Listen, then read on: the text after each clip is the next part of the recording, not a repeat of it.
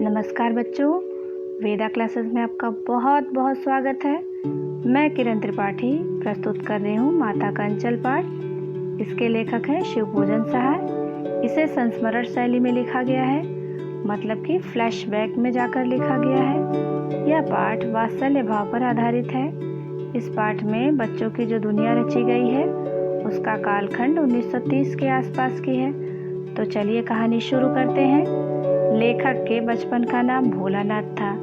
यह नाम उसे उसके पिताजी के द्वारा दिया गया था।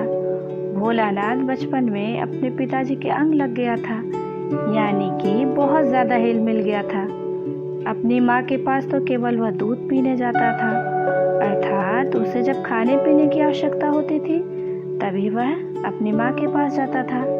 लेखक के पिताजी बहुत धार्मिक व्यक्ति थे। वे भोलानाथ को संस्कारी बनाने के लिए हमेशा सजग रहते थे। भोलानाथ रात को अपने पिताजी के साथ ही सोता था। वे ही भोलानाथ को नहलाते धुलाते थे। नहलाने धुलाने के बाद उसे साथ में पूजा पर बैठा लेते थे। भगवान को तिलक लगाने के बाद पिताजी भोलानाथ को भभूत का तिलक लगाते थे। भभूत का तिलक लगाने के बाद भोलानाथ अच्छा खासा बम भोला दिखने लगता था, इसीलिए उसके पिताजी उसे भोलानाथ कहते थे। लेखक अपनी माता को मैया कहकर बुलाता था और अपने पिताजी को बाबूजी कहता था। बाबूजी जब रामायण का पाठ करते थे तब नटखट भोलानाथ वहीं पर बैठकर आईने में अपना मुखड़ा देखकर खुश होता था। जब बाबूजी की नज़र भोलानाथ पर पड़ती तब नटखट भोलानाथ शर्मा कर शीशा नीचे रख देता था। यह सब देखकर बाबूजी धीरे से मुस्कुरा देते थे। उसके बाद बाबूजी राम नाम के बही खाते में 1000 बार राम का नाम लिखते थे और पोथी बांध कर रख देते थे। वे गंगा जी में राम नाम लिखकर 500 आटे की गोलियां मछलियों को खिलाते थे। उस समय लेखक अपने पिताजी के कंधे पर बैठकर खुश होता था और हंसता था। नदी से वापस लौटते समय बाबूजी भोलानाथ को पेड़ों की डाल पर झूला झूलाते थे। कभी कभी बाबूजी जब मस्ती के मूड में होते थे तब भोलानाथ के साथ वे झूठ मूठ का कुश्ती भी लड़ते थे। वे जानबूझकर लेखक से हार जाते थे। लेखक बाबूजी के पेट पर बैठकर उनकी मूंछों से खेलता था। खेल खेल में वह उनकी लंबी लंबी मूंछों को उखाड़ने लगता था। तब बाबूजी मूंछों को छुड़ाकर लेखक के दोनों हाथों को चूम लेते थे। लेखक बाबूजी के साथ ही चौके में खाना खाते थे। बाबूजी अपने हाथों से बड़े प्यार से लेखक को गोरस मतलब कि दूध या दही के साथ चावल मिलाकर खिलाते थे। लेकिन मैया को लगता था कि लेखक ने पेट भरकर नहीं खाया है, तब वे थोड़ा और खिलाने के लिए बैठ जाती थी। वे कहती थी बच्चों को भोजन खिलाना भला मर्द क्या जाने। तब वे तोता मैना आदि पक्षियों का नाम लेकर भोलानाथ को कौर खिलाती। कहती जल्दी से खा लो, नहीं तो ये सब उड़ जाएंगे। नटखट भोलानाथ उन्हें उड़ने का मौका ही नहीं देता था। मैया कहती थी जब खाएगा बड़े बड़े कौर तब दुनिया में पाएगा ठौर। खाना खाने के बाद भोलानाथ को खेलने की बड़ी जल्दी रहती थी।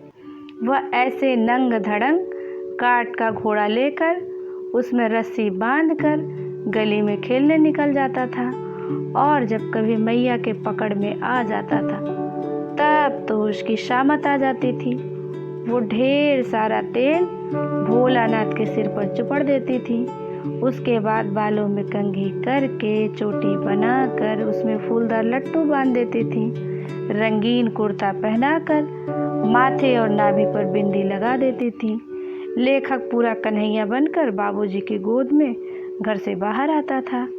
घर के बाहर अपने मित्रों को खेलता देखकर वह रोना भूल जाता था और वह भी खेलने लगता था। उसके खेल तमाशे भी निराले होते थे। घर के बाहर चबूतरे पर मिठाई की दुकानें सज जाती थी। दुकान में गीली मिट्टी की जलेबी बनाई जाती थी। मिट्टी के ढेले का लड्डू बनता था। पत्तों की पूरी कचौरी बनती थी। वे कभी कभी बारात का जुलूस भी निकालते थे। चूहेदानी की पालकी बनाई जाती थी और कनस्तर का तंबूरा।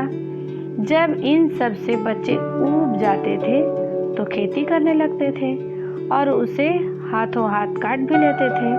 और काटने से बच्चे गाते थे, ऊंच नीच में बई बियारी, जो उपजी सो भई हमारी। बच्चे बहुत शरारती थे। वे गांव के लोगों को चिढ़ाकर परेशान कर देते थे। एक दिन गांव के चिड़चिड़े बुजुर्ग, जिनका नाम था मूसन तिवारी, भोलानाथ और बैजू के शरारत के शिकार हो गए। वे चिढ़ाने लगे, बुढ़वा बेईमान मांगे करेला का चोखा, बुढ़वा बेईमान मांगे करेला का चोखा। तब क्या था, मूसन तिवारी गुस्से से आग बबूला। उन्होंने बच्चों को मारने के लिए खदेड़ा, लेकिन बच्चे कहाँ मिलने वाले थे। वे पल भर में ही गायब हो गए। मूसन तिवारी थक हार कर पाठशाला में गुरुजी से शिकायत करने पहुंचे। मास्टर जी ने भोलानाथ को पकड़ने के लिए 4 बच्चे भेजे।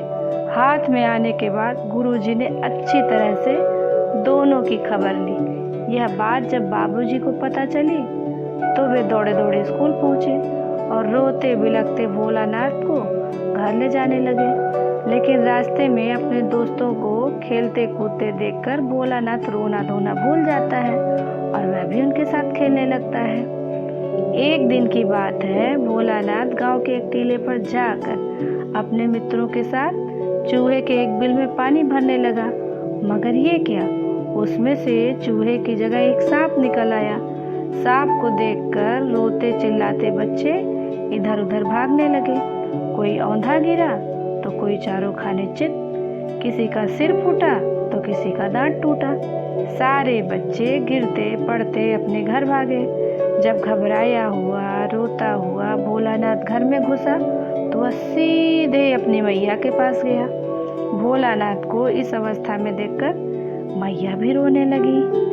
साफ साफ कहकर भोलानाथ मैया के आंचल में छिप गया। डर के मारे उसके रोंगड़े खड़े हो गए, आंखें बंद होने लगी और बदन कांप रहा था। इसी दौरान बाबूजी ने भोलानाथ को अपनी गोद में लेना चाहा, लेकिन इस बार भोलानाथ बाबूजी के गोद में नहीं गया। वह माता के आंचल की छाया में ही बैठा रहा। ऐसा इसलिए कि वह माता के आंचल में छिपकर सुरक्षित महसूस कर रहा था। आई समझ में बात?